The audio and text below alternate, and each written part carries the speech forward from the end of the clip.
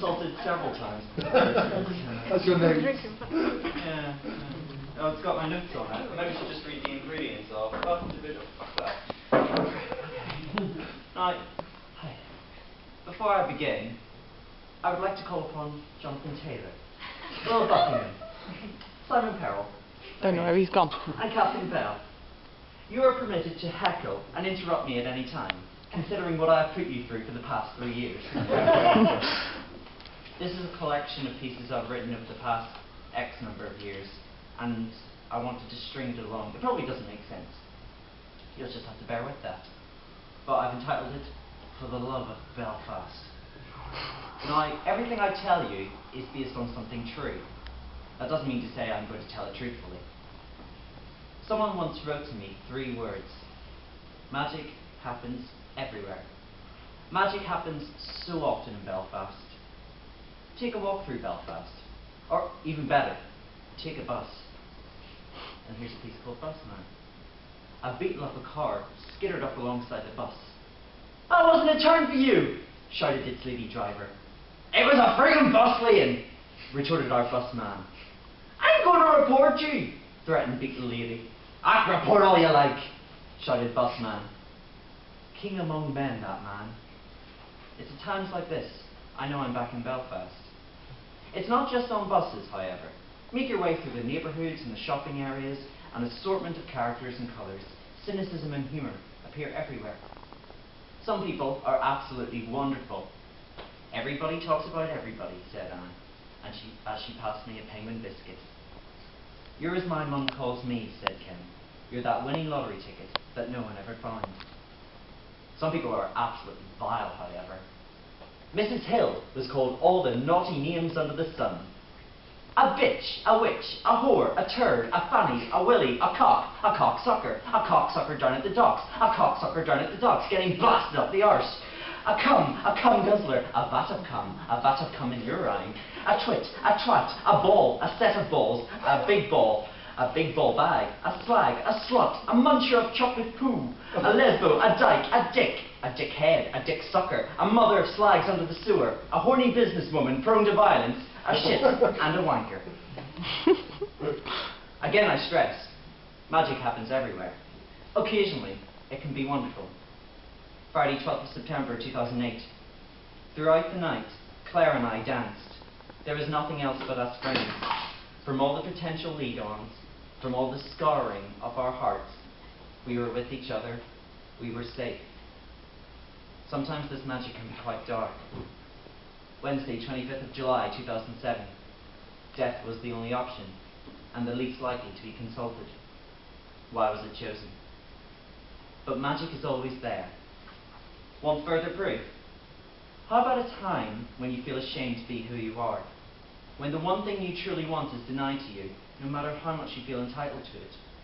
Imagine when you push and still see no change in your circumstances. The surrounding attitudes of those around you are derogatory.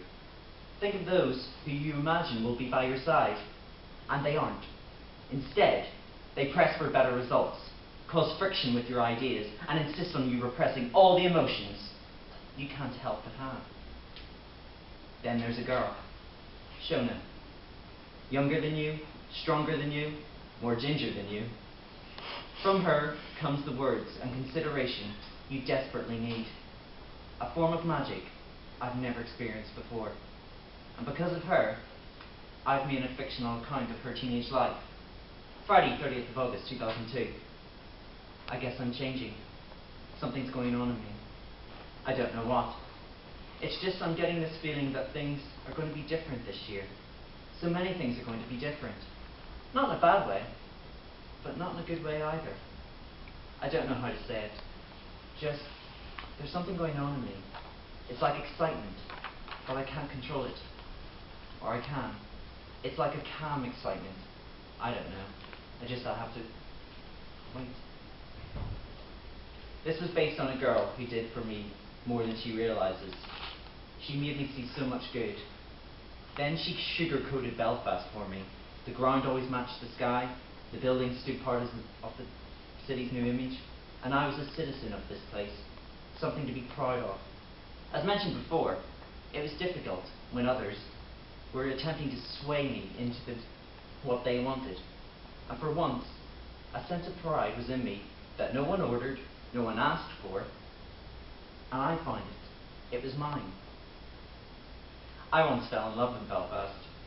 It's not what my parents wanted. It's not what God wanted. It's not what He wanted.